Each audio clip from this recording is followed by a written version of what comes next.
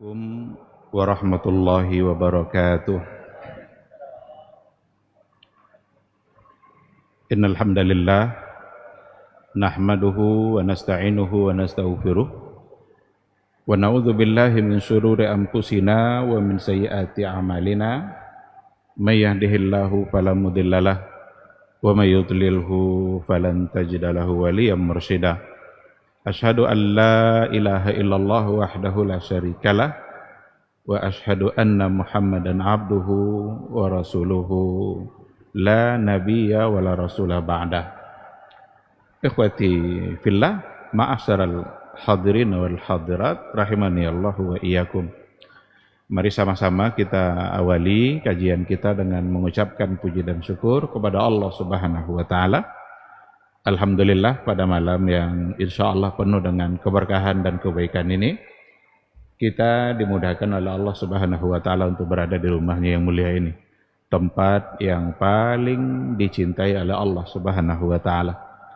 Khairu biqa'il ardi masajiduha. Tempat yang paling baik di muka bumi Allah itu adalah masjid-masjid Allah Subhanahu wa ta'ala. Kenapa itu tempat yang paling mulia?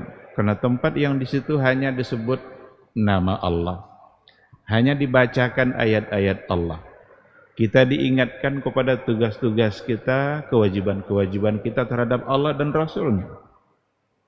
Mudah-mudahan majelis ilmu yang kita ikuti pada malam hari ini membuat kita bisa semakin memiliki rasa al-khasyah, rasa takut kita kepada Allah Subhanahu wa ta'ala. Karena tidak ada gunanya ilmu kalau seandainya tidak melahirkan khasyah. Tidak ada artinya ilmu yang ada di dada kita kalau seandainya tidak membuat kita semakin takut kepada Allah Subhanahu wa ta'ala. Maka dalam Al-Quran dikatakan, innama yakhshallaha min ibadihi al-ulama. Sesungguhnya yang akan bisa khasyah, takut kepada Allah, hanyalah para ulama. Ulama dimaksudkan di sini bukanlah orang-orang tertentu. Siapa saja, kalau dia mengenal kebesaran Allah, kalau dia tahu kekuatan Allah, kalaulah dia paham dengan keagungan Allah, mustahil kita tidak akan merasa takut kepada Allah Subhanahu wa ta'ala. Sering-seringlah hadis ini hadir di majelis ilmu supaya rasa khasyah itu muncul. Ada istilahnya khasyah, ada istilahnya khauf. Itu dua hal yang berbeda, tapi intinya sama. Kalau al-khaufu itu takut kepada sesuatu karena kelemahan kita. Tapi kalau al-khasyah takut kepada sesuatu karena keagungannya. Dan dua-duanya penting. Kita lemah, maka kita takut kepada Allah. Allah maha segala-galanya, maka kita juga harus merasa takut kepada Allah Subhanahu wa ta'ala.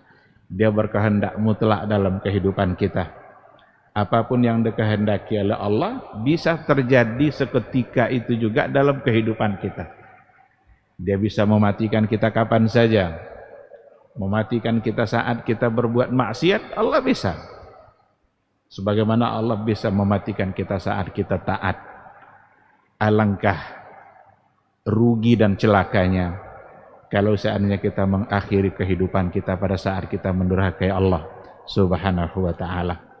Oleh karena itu, wala tamutunna illa wa antum muslimun. Jangan wafat dulu kecuali kalau dalam keadaan muslim. Mudah-mudahan kita dimudahkan oleh Allah Subhanahu wa ta'ala untuk taat, untuk istiqamah. Amin ya rabbal alamin. Sama-sama kita juga harus banyak-banyak berselawat dan bersalam untuk Rasul kita yang mulia, sosok figur yang diutus oleh Allah Subhanahu wa ta'ala untuk menyampaikan sebuah risalah sebagai panduan bagi kehidupan kita. Itulah yang harus kita taati, hanya itulah yang harus kita pedomani. Jangan coba-coba mencari panduan lain selain daripada yang telah digariskan oleh Rasulullah sallallahu alaihi wasallam. Wa may yabtaghi ghairal islami dinan falan yuqbala minhu wa huwa fil akhirati minal khasirin. Rugi kita kalau seandainya kita mencoba mencari panduan lain selain daripada yang telah diajarkan oleh Rasul kita yang mulia. Mudah-mudahan nanti di hari mahsyar semua kita layak dan pantas untuk mendapatkan syafaatnya, bukan malah sebaliknya menjadi orang yang tidak mendapatkan syafaatnya atau terhalang untuk mendapatkan syafaatnya, sesuai dengan pembahasan yang akan kita bahas insyaallah pada malam hari ini.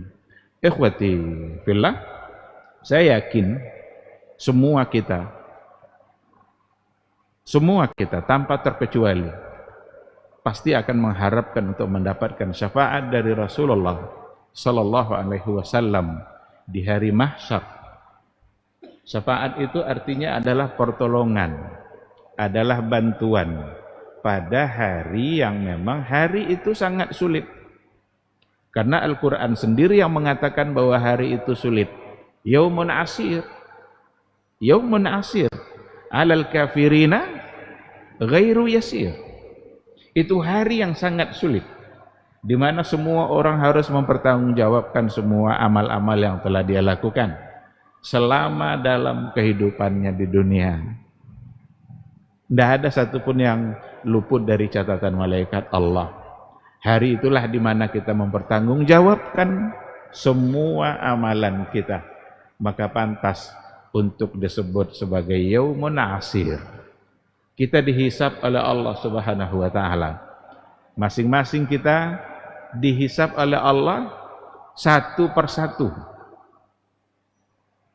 dan secara langsung. Dalam satu riwayat dikatakan oleh Ibnu Abbas, laisa bainahu wa bainahu turjuman. Tidak ada antara dia dengan antara Allah penterjemah. Jadi tidak ada penterjemahnya. Maka kita langsung dihisab oleh Allah secara langsung tanpa ada penterjemah. Itulah harinya, hari mahsyar. Dan semua kita pasti akan mengharapkan syafaat diberikan oleh Rasulullah sallallahu alaihi wasallam. Dan Rasul sallallahu alaihi wasallam akan diizinkan oleh Allah untuk memberikan syafaat itu. Karena tidak ada syafaat yang akan bisa diberikan oleh Nabi kita kecuali kalau diizinkan oleh Allah. Tidak ada satupun orang yang bisa memberikan syafaat pada hari itu kecuali atas izin Allah.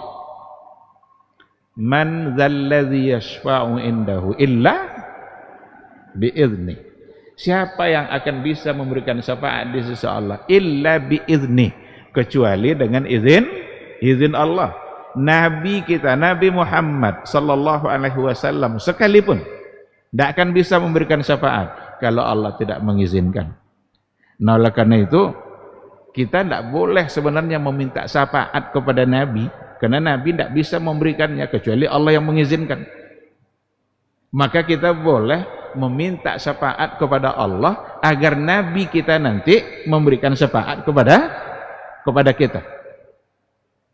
Nabi saja seperti itu. Apalagi kalau ada orang-orang tertentu yang nanti ngaku-ngaku dia akan pasti bisa memberikan syafaat. Ini kesalahan akidah yang luar biasa.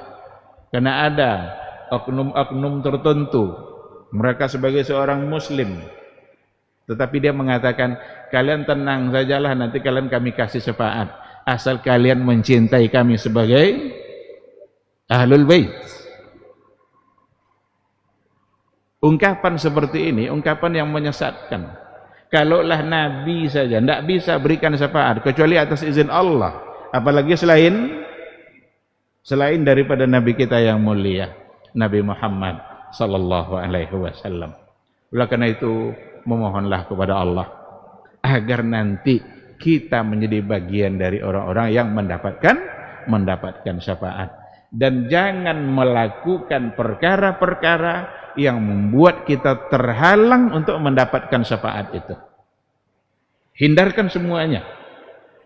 Kalau seandainya kita melakukan penghalangnya ada sama kita, berarti kita sendiri yang ingin membatalkan syafaat itu untuk diri kita. Oleh karena itu perlu kita pahami baik-baik pada malam hari ini apa saja dan siapa saja orang-orang yang akan terhalang untuk mendapatkan syafaat dari Rasulullah sallallahu alaihi wasallam. Baik. Yang pertama, orang yang terhalang untuk mendapatkan syafaat dari Nabi itu adalah al-mutalabbisuna bisyirki.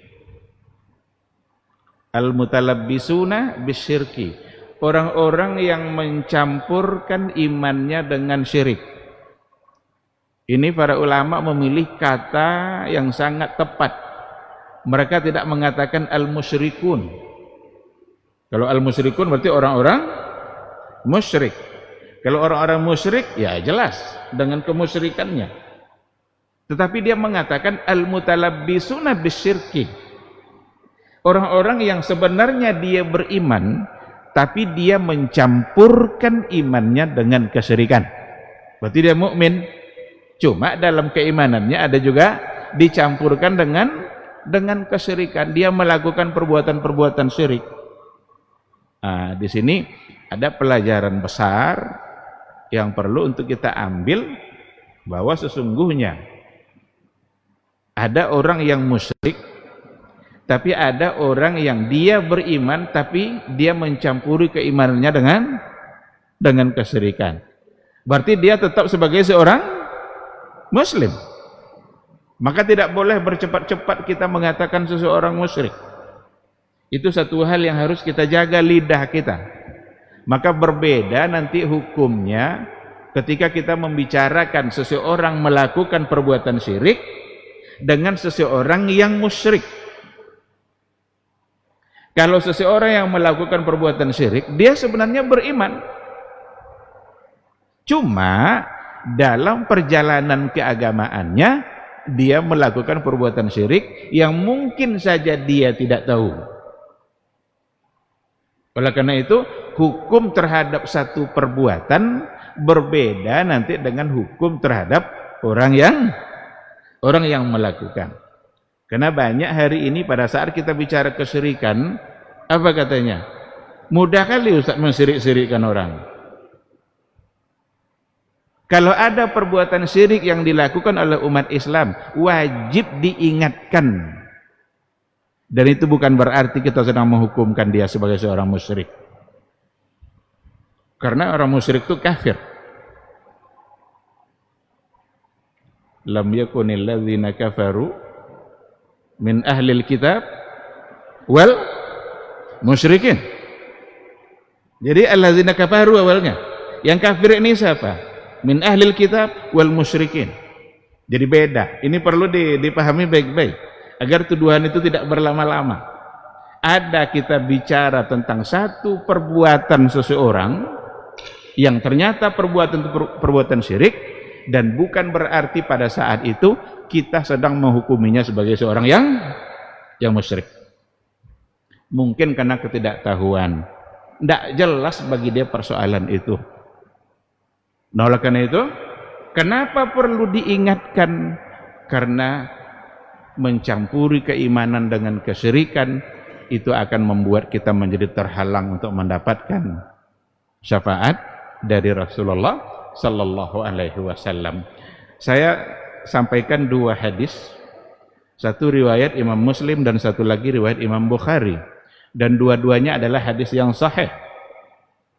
Yang pertama, an Abi Hurairah qala Rasulullah sallallahu alaihi wasallam, dari Abu Hurairah radhiyallahu taala anhu, qala Rasulullah sallallahu alaihi wasallam, Rasul berkata, apa kata Rasul? Inna likulli nabiyyin da'watan mustajabah. Sesungguhnya setiap nabi itu memiliki doa yang dikabulkan oleh Allah. Jadi semua nabi itu memiliki doa yang kalau dia berdoa, Allah pasti akan kabulkan. Fata'ajjala kullu nabiyyin da'watahu. Nabi-nabi yang sebelum saya sudah meminta dan menyampaikan permohonannya itu. Dia sudah berdoa kepada Allah, sudah ada doanya dan sudah dikabulkan pula oleh Allah. Wa inni, adapun saya, ikhtaba'tu da'wati syafa'atan li ummati yaumal qiyamah. Adapun saya simpan dulu doa itu. Tidak saya minta sekarang ketika hidup di dunia ini. Ikhtaba'tu, saya sembunyikan dulu, saya simpan doa saya, syafa'atan li ummati yaumal qiyamah. Doa Nabi itu nanti dalam bentuk memberikan syafaat kepada umatku yaumal qiyamah, pada hari kiamat. Berarti Nabi belum meminta kepada Allah yang dijanjikan tadi itu, tapi nanti di hari kiamat baru Nabi meminta dan Allah pasti akan kabulkan. Lalu kata Rasul, fahiya nailatun insyaallahu man mata min ummati. Maka syafaat saya itu yang saya minta kepada Allah itu nanti nailatun insyaallah, akan dicapai dan didapatkan insya Allah. Siapa mendapatkannya? Man mata min ummati, siapa yang wafat di antara umatku, la yusyriku billahi syai'ah, dia wafat dan dia tidak melakukan perbuatan kesyirikan. Dia wafat dalam keadaan imannya murni hanya kepada Allah dan tidak mencampuri sedikit pun keimanannya itu dengan kesyirikan. Berarti kalau seandainya ada orang yang wafat lalu ternyata ada di antara dosa-dosa syirik yang dia belum meminta ampun kepada Allah Subhanahu wa taala, berarti dia menjadi bagian yang tidak mendapatkan syafaat itu, terhalang. Berdasarkan kepada hadis ini, nailatun insyaallah man mata min ummati la yusyriku billahi syai'ah, akan didapatkanlah syafaat itu oleh umatku. Ketika Nabi mengatakan ummati, siapa itu maksudnya? Apakah para sahabat saja? Apakah sampai pada generasi tabi'in saja? Masuk enggak kita kira-kira? Masuk semua umat sampai hari kiamat nanti. Karena siapapun yang hidup sampai hari kiamat, sesungguhnya mereka adalah umat Rasulullah sallallahu alaihi wasallam. Tapi dengan syarat mati dalam keadaan la yusyriku billah syai'ah, dia tidak mensyirikkan sedikit pun Allah Subhanahu wa taala. Kalau syirik berarti keluar, di cancel, dia tidak dapat syafaat dari Nabi. Dan ini dijadikan poin yang pertama, karena ini adalah yang paling penting, yang paling asas. Maka dosa syirik itu tidak akan hilang begitu saja. Dosa-dosa syirik kita mesti kita memohon ampunkan kepada Allah Subhanahu wa taala. Kalau tidak, dia tidak akan hilang. Beda sama dosa-dosa yang lain, mungkin saja Allah mengampuni bagi siapa yang menghendaki, bagi siapa yang dikehendaki oleh Allah Subhanahu wa taala. Bahkan ada di antara dosa kita yang terhapus oleh air wudu. Kan ada hadis kan? Tidaklah seorang muslim berwudu lalu ia membasuh wajahnya kecuali dosa-dosa wajahnya berguguran seiring dengan tetesan air wudu. Nanti dibasuhnya pula tangan, berguguran dosa tangan seiring tetesan jatuhnya tetesan air wudu. Ada di antara dosa yang kita belum minta ampunkan, Allah sudah mengampuni. Bahkan ma baina salawatil khams kafaratun lima bainahunna, antara salat yang 5 waktu itu dari salat ke salat berikutnya itu kafaratun, bisa menjadi penebus, bisa menjadi penebus. Kita beristighfar lalu Allah ampunkan. Tapi kalau untuk dosa syirik, kita mesti nyatakan di hadapan Allah bahwa kita melakukan perbuatan syirik itu dan kita memohon agar Allah mengampuninya. Kalau itu yang dilakukan, insya Allah maka Allah akan mengampuninya. Kalau sudah diampuni oleh Allah, dimaafkan oleh Allah, berarti dia wafat dalam keadaan tidak mensyirikkan Allah Subhanahu wa taala. Berapa banyak dulu kesyirikan dilakukan oleh sahabat sebelum masuk Islam? Sebelum masuk Islam, banyak pelaku-pelaku syirik di antara mereka. Amr ibnu Jamuh umpamanya, dia punya Tuhannya sendiri. Tiba-tiba di pagi hari Tuhannya menghilang. Dicari-cari, dapatlah di kumpulan sampah-sampah. Dibawa lagi Tuhannya itu. Dicuci, dibersihkan, disimpan baik-baik, besok pagi-pagi hilang lagi. Ternyata diambil oleh Mu'adz bin Jabal. Karena dia orangnya masih kecil, tapi dia ingin mempermainkan Amr ibn Jamuh, dan itu ternyata awal hidayah bagi dia. Jadi banyak pelaku syirik. Tetapi dengan keislamannya itu menghapus semuanya. Kalau sudah terhapus, berarti dia menjadi orang yang bersih dari perbuatan syirik. Kita tengok hadis yang lain, riwayat Imam Bukhari. Abu Hurairah bertanya kepada Rasulullah sallallahu alaihi wasallam. Pertanyaannya adalah, ya Rasulullah, man as'adun nasi bi syafa'atika yaumal qiyamah? Wahai Rasul, siapa orang yang paling berbahagia nanti di hari akhir kelak untuk merasakan mendapatkan syafaat dari kamu? Siapa orangnya?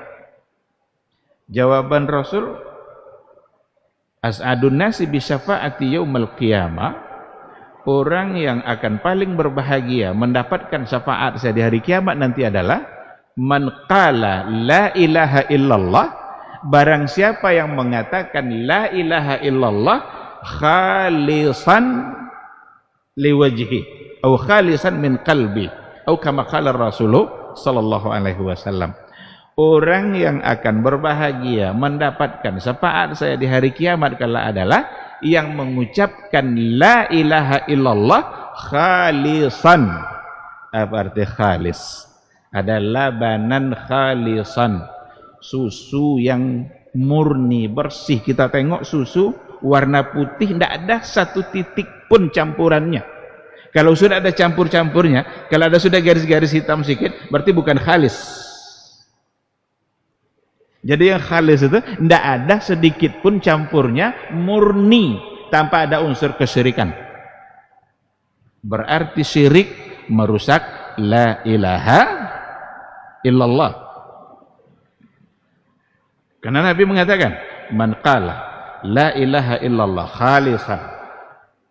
Inilah yang harus selalu kita perjuangkan dalam kehidupan keseharian kita. Jangan sampai kita melakukan satu bentuk perbuatan yang merusak kalimat la ilaha illallah. Dan ini berkaitan dengan uluhiyah. Bagaimana kita mentauhidkan Allah dalam ibadah kita. Maka disebut juga dia dengan tauhidul ibadah. Tauhidul uluhiyah itu disebut juga dengan tauhidul ibadah. Karena uluhiyah itu dari kata ilah. Inilah yang membuat kita menjadi muslim yang sebenarnya. Ketika seseorang sudah mengucapkan kalimat la ilaha illallah, berubah dia menjadi seorang muslim. Karena dia sudah mengaku bahwa enggak ada yang pantas untuk disembah kecuali hanya Allah. Tidak ada yang pantas untuk ditaati kecuali Allah.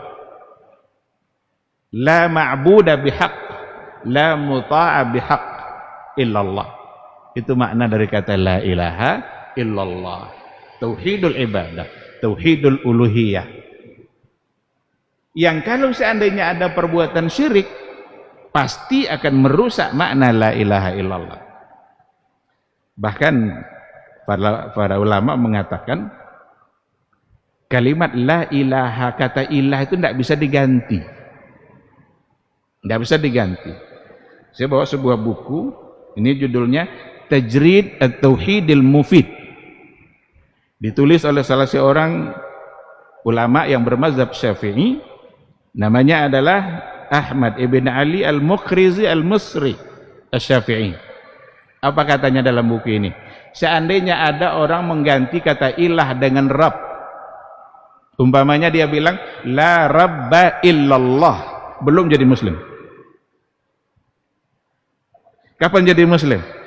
Kalau la ilaha, karena ilah itu uluhiyah. Kalau rabba, rububiyah. Meyakini Allah sebagai khalik, meyakini Allah sebagai razik, pemberi rezeki, pencipta, mengatur alam. Itu orang Quraisy percaya dia.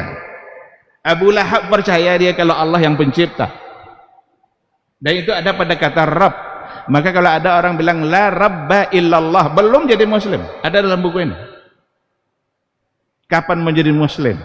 Kalau dia mengatakan la ilaha, ilah, uluhiyah. Oleh karena itu nggak bisa lari kita dari pembagian tauhid rububiyah uluhiyah, itu nggak bisa lari. Memang harus ke situ kita kalau ingin paham betul dengan mana yang tauhid, mana yang syirik. Kita tidak akan mengerti dengan syirik yang sesungguhnya kalau nggak mengerti dengan uluhiyah. Tidak mungkin. Karena disitulah kita baru paham mana yang harus kita esakan Allah itu. Kalau dikatakan di situ tauhidul ibadah, apapun ibadah kita harus hanya untuk Allah. Inna salati wa nusuki wa mahyaya wa mamati lillah. Hanya untuk Allah. Jangankan ibadah kita, bahkan hidup dan mati kita, semuanya harus kita serahkan hanya untuk Allah. Apa contoh ibadah? Banyak sekali. Yang biasa-biasa kita lakukan, sholat, puasa. Sekarang ada orang puasa untuk kebal. Tidak bisa kalau ada pisau. Kalau udah puasa dia nanti sebulan, maka dia menjadi kebal. Kalau memang puasa membuat kita kebal, Nabi lah yang paling kebal di dunia. Kalau itu tujuannya, berarti ada yang salah dalam ibadahnya. Apa contoh ibadah yang lain? Az-zabh. Az-zabhu ibadah. Ad-du'a ibadah. Dalam hadis Nabi apa? Ad-du'a mukhul ibadah. Doa itu adalah mukhnya ibadah.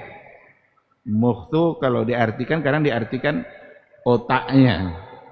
Tapi ada yang mengartikan intisari. Inti dari ibadah kita itu ada pada doa. Karena ibadah itu al-khudu' wa tazallul. Kita menghinakan diri kita, kita tunduk. Dan hanya boleh menghinakan diri kita hanya kepada Allah Subhanahu wa taala. Maka meminta, berdoa tidak boleh kepada selain Allah, karena hanya kepada Allah kita pantas untuk menghinakan diri kita. Kalau seandainya kita meminta kepada selain Allah, berarti kita sedang menghina diri kita sendiri pada tempat yang tidak tepat. Apalagi kita meminta kepada orang yang jangan-jangan lebih hina lagi dari kita. Tapi kita pantas menghinakan diri kita kepada Dia yang maha mulia, Dia yang maha perkasa, Dia yang maha segala-galanya, dan itu adalah Allah Subhanahu wa taala. Ada orang meminta keselamatannya kepada tangkal, jimat, dicari ke dukun-dukun, bayar pula. Ada maharnya tuh. Itu tidak asal ambil-ambil aja tuh. Besar maharnya itu. Jimat-jimat, tangkal-tangkal itu. Yang kadang-kadang tidak pula hanya pada orang-orang level bawah yang tidak berpendidikan. Orang yang sudah tinggi tingkat pendidikannya masih bisa kena oleh persoalan ini. Banyak caleg-caleg yang ingin jadi cari dukun untuk mendapatkan tangkal-tangkalnya tadi itu. Itu orang-orang hebat tuh, bukan orang-orang tidak sekolah tuh. Kenapa terjebak kepada perbuatan itu? Tidak mengerti konsep syirik, yang mana yang syirik itu? Karena tidak dipelajarinya tentang uluhiyah. Nah, oleh karena itu, kalau ingin mengerti mana yang syirik, mana yang tauhid, tidak ada caranya kecuali kita kembali kepada konsep tauhidul uluhiyah dan tauhidur rububiyah. Begitulah para ulama menyampaikan. Jangan alergi dengan pembagian rububiyah uluhiyah. Ini pembagian ini tidak ada nih kecuali pada masa Ibnu Taimiyah katanya. Padahal dalil-dalilnya lengkap dalam Al-Quran. Copek masuk. Kita jawab dulu suara azan. Tapi selesai ini atau sambung setelah azan? Baik, kita jawab dulu suara azan insyaallah. Kalau ada pertanyaan kita buka insyaallah sesi tanya jawab.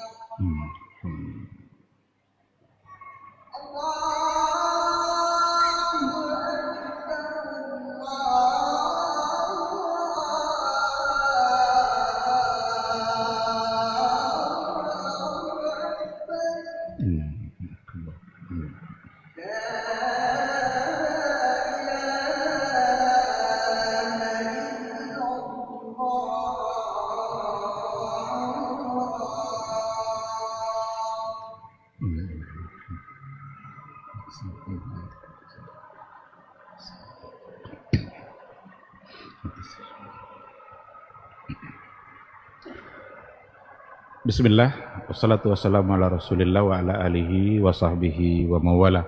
Ikhwati fillah. Jadi yang pertama sekali yang akan terhalang untuk mendapatkan syafaat dari Nabi adalah al-mutalabbisuna bisyirk. Mereka-mereka yang mencampur adukkan keimanannya dengan kesyirikan. Karena perbuatan syirik itu perbuatan yang merusak makna la ilaha illallah, perbuatan yang merusak makna tauhidil uluhiyah. Tidak jadi tauhid dia lagi kalau seandainya sudah ada syirik. Karena syirik itu berlawanan dengan tauhid. Oleh karena itu, apapun ibadah yang kita lakukan, jangan sampai di dalamnya ada unsur kesyirikan. Tapi bagaimana semua ibadah kita mestilah lillahi rabbil alamin. Inilah contoh dari ibadah tadi itu. Ad-du'a ibadah. Berdoa hanya boleh kepada Allah. Tidak boleh kita seperti keyakinan-keyakinan animisme dan dinamisme, menganggap ada kekuatan besar pada makhluk-makhluk gaib umpamanya. Ada kekuatan besar pada benda-benda mati. Karena kita ini cenderung pula terjebak kepada hal-hal yang seperti itu. Ada nanti kucing jantan warna 3, itu udah lain itu. Karena tidak pernah ada biasanya, hanya ada 2 warna. Sekarang kalau ada pas dia 3 warna, wah ini lain nih. Menganggap ada satu kekuatan, lalu dikultuskan. Orang biasanya 70, 80 mati. Sekarang ada satu orang di kampung tuh, umurnya ada 120, belum juga mati-mati. Kadang-kadang muncul keyakinan-keyakinan tertentu. Ini pasti beda nih, ini pasti ada sesuatu. Itu keyakinan animisme dan dinamisme. Jangan sampai hal itu masih tersisa, karena kekuatan hanya milik Allah. La haula wala quwata illa billah. Doa kita boleh hanya berikan kepada Allah, bukan kepada yang selain Allah, seperti apapun kemuliaan yang ada pada diri dia. Ada orang sangat mulia, soleh dia, meninggal dia, dikuburkan. Ternyata tidak sampai di situ saja. Ada orang yang menganggap itu adalah salah satu dari tempat yang paling afdal untuk berdoa. Maka pergilah dia ke kuburan-kuburan tadi itu, dengan keyakinan berdoa di samping kuburnya akan lebih cepat untuk dikabulkan. Kalau mau cepat dikabulkan doa dalam masjid nih, yang mubarak, khairu biqa'il ardi masajiduha. Tempat yang paling baik di muka bumi Allah adalah masjid, karena memang masjid gunanya adalah untuk itu. Tapi kalau pergi ke tempat-tempat yang tadi, ada pula kadang mau khitab langsung orang yang ada di dalamnya, memanggil-manggil, ya fulan, iqdi hajatina, kabulkan hajat kami. Syirik itu membuat akal kita enggak berjalan, enggak berpikir secara baik. Mungkin enggak kita meminta kepada orang yang sudah mati, sesoleh apapun dia. Kalau memang mungkin, maka kepada Nabi lah yang paling tepat untuk meminta, karena tidak ada orang yang lebih soleh daripada Rasulullah Sallallahu Alaihi Wasallam. Tapi kepada Nabi pun tidak boleh. Bahkan ada pula orang bilang, oh Nabi itu belum wafat Pak Ustaz. Belum wafat katanya. Siapa bilang Nabi belum wafat? Ayat Al-Quran bilang Nabi sudah wafat. Maka dulu ketika wafat Rasul, menangislah sahabat itu semuanya. Umar cabut pedangnya. Siapa yang bilang Nabi Muhammad wafat, sepenggal lehernya. Nabi tidak wafat. Dia sama seperti Nabi Musa, pergi 40 hari nanti balik lagi. Tiba-tiba datang Abu Bakar, masuk ke dalam, tengok, oh iya Nabi sudah wafat. Dibuka wajahnya, dicium keningnya oleh Abu Bakar, ditutup kembali. Sampai di luar beliau pidato. Apa pidatonya? Ya ma'asyaral muslimin, hai umat Islam sekalian, man kana ya'budu Muhammadan, siapa yang menyembah Muhammad, fa inna Muhammadan qad mat. Siapa yang menyembah Muhammad, sungguh Muhammad telah wafat. Itu tidak mati doh. Siapa yang bilang telah wafat tadi? Abu Bakar di hadapan Umar. Ada hari ini orang bilang Nabi Muhammad tidak wafat. Jadi sehingga sampai dia di kuburnya dia meminta-minta kepada Nabi Muhammad. Itu kesalahan dalam berdoa, itu syirik. Kalau Nabi itu masih hidup, marah dia tuh.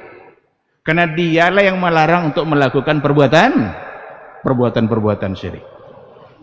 Nah oleh karena itu, Kalau sudah dicampuri seperti itu, berarti kita merusak makna la ilaha illallah, rusak makna uluhiyah, tauhid uluhiyah yang kita yakini. Kita tidak lagi meyakini, hanya meminta tempatnya kepada Allah subhanahu wa ta'ala. Dulu ketika Nabi masih hidup, boleh bukan meminta kepada dia, meminta kepada orang yang hidup pun kalau tujuannya kita anggap dia yang mengabulkan, tidak boleh juga. Maka pada masa Nabi yang dilakukan sahabat adalah datang kepada beliau agar beliau berdoa. Boleh. Lama tidak hujan ya Rasulullah, lama tidak hujan, tolong doakan biar hujan turun. Berdoa Nabi. Belum selesai Nabi berdoa, hujan sudah turun. Bukan dia meminta agar Nabi menurunkan hujan. Salah juga kalau seperti itu.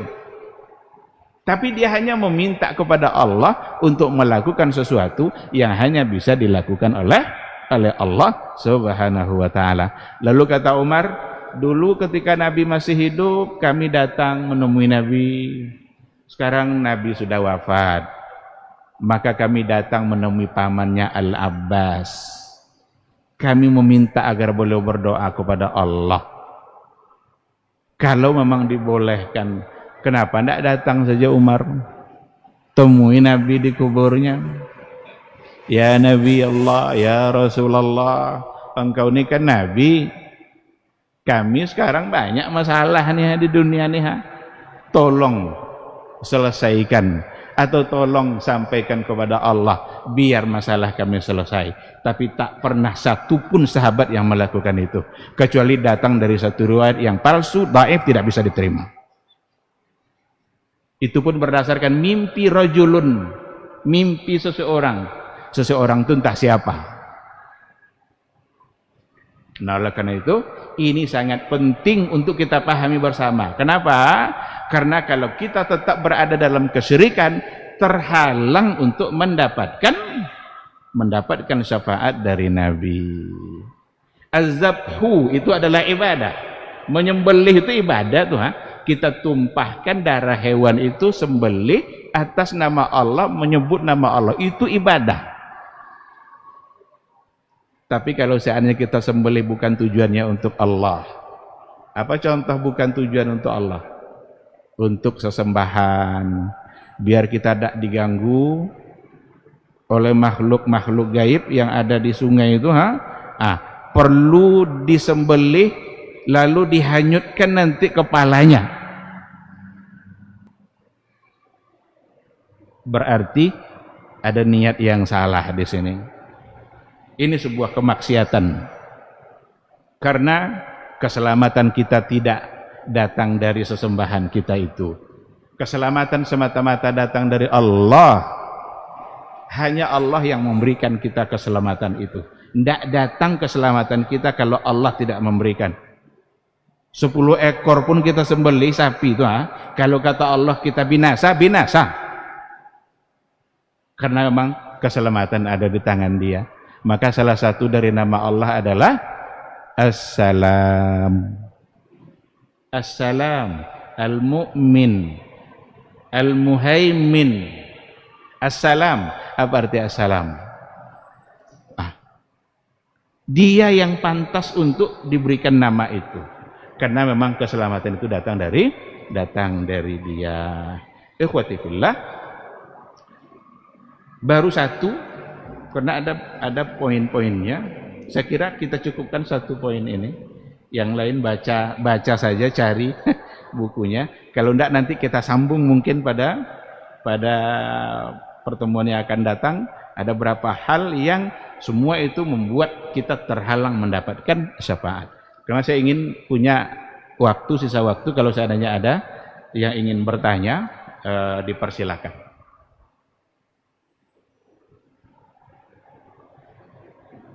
Ada yang bertanya?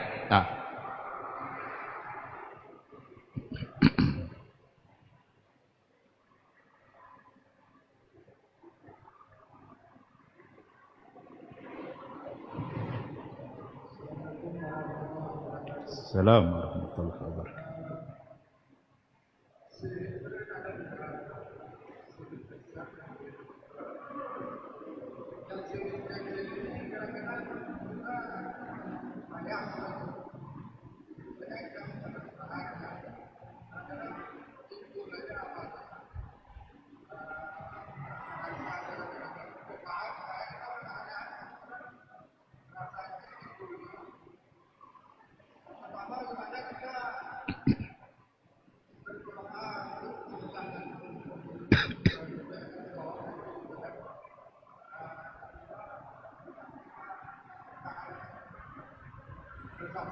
Barakallahu fikum. Terima kasih atas pertanyaannya.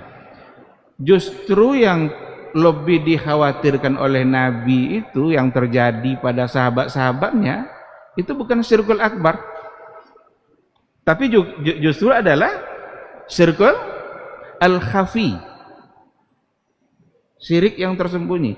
Kalau syirkul akbar itu mudah mereka terpelihara. Tidak mungkinlah orang-orang yang sudah bersama Nabi sekian lama lalu masih datang juga ke patung-patung itu. Tidak mungkin. Itu syirkul akbar. Justru yang lebih dikhawatirkan Nabi adalah akhwafu ma akhafu alaikum asyirkul khafi, adalah syirik kecil, syirik yang tersembunyi. Maka sebenarnya tidak kecil itu, justru payah kita menginikan. Apa contohnya? Riya umpamanya. Riya dalam beribadah. Kita memberikan ibadah kita berarti untuk Allah juga, tapi untuk yang ini juga. Itulah yang syirik itu. Syirik itu kan menggandengkan yang lain bersama dengan Allah. Itu inti dari sebuah kesyirikan. Ketika kita beribadah, maka tidak akan diterima kalau tidak ikhlas. Dan riya salah satu dari yang akan merusak keikhlasan. Oleh karena itu memang kita sangat perlu sekali untuk berhati-hati dalam persoalan ini. Kadang ada bisikan-bisikan. Ada bisikan-bisikan yang mengganggu niat kita. Kita mau salat duha nih, udah berjalan kita mau salat duha itu. Lewat di sekelompok orang, hati kita bilang, ndak enak pula lah saya pergi salat duha nih. Nampak pula sama orang itu nanti. Jangan tinggalkan ibadah karena orang. Karena sama hukumnya nanti mengerjakan ibadah karena,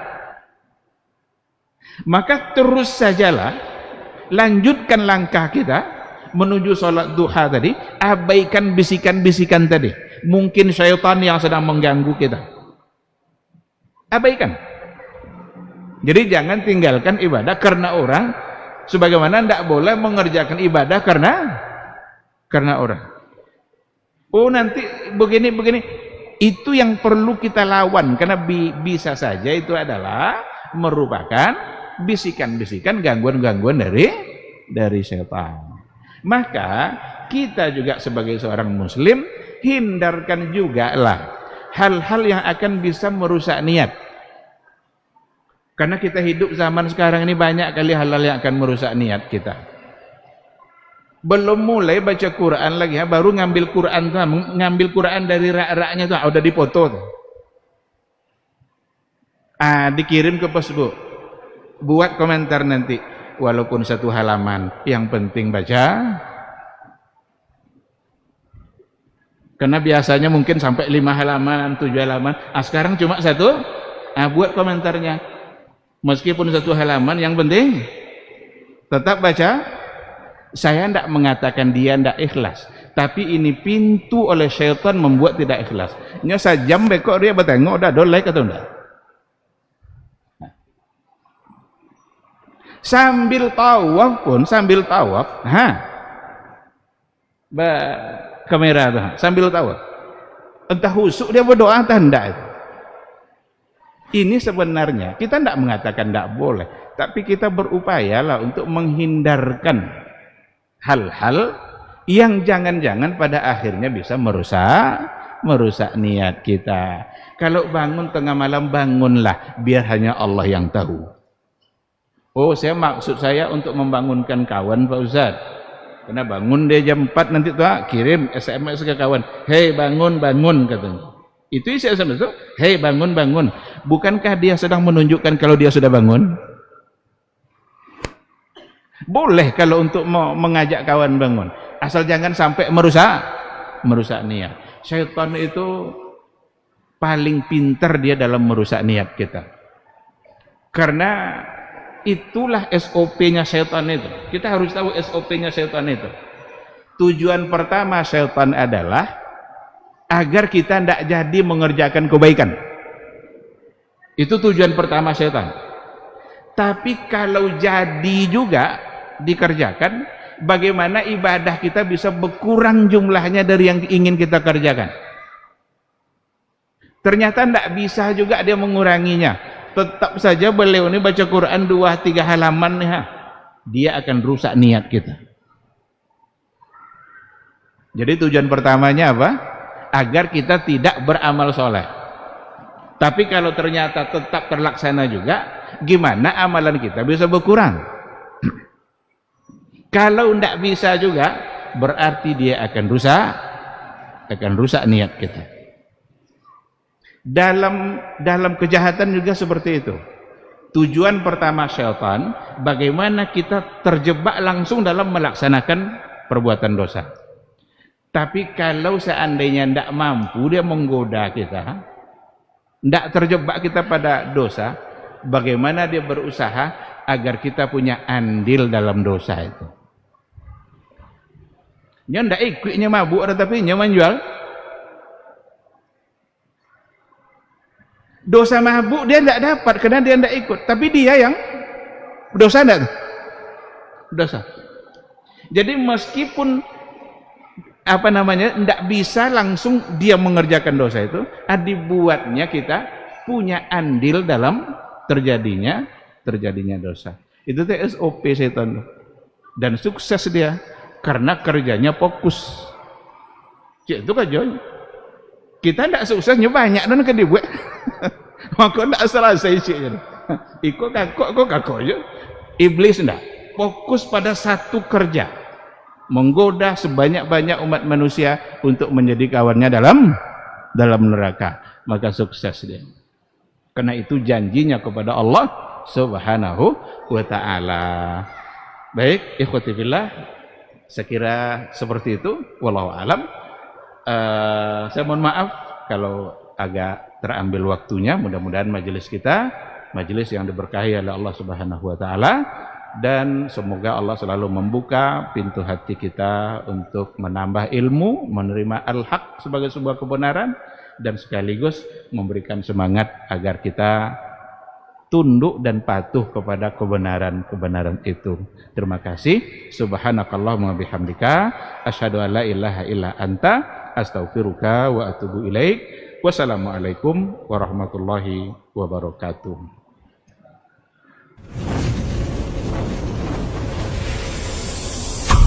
TV Sunnah, belajar agama baru alim.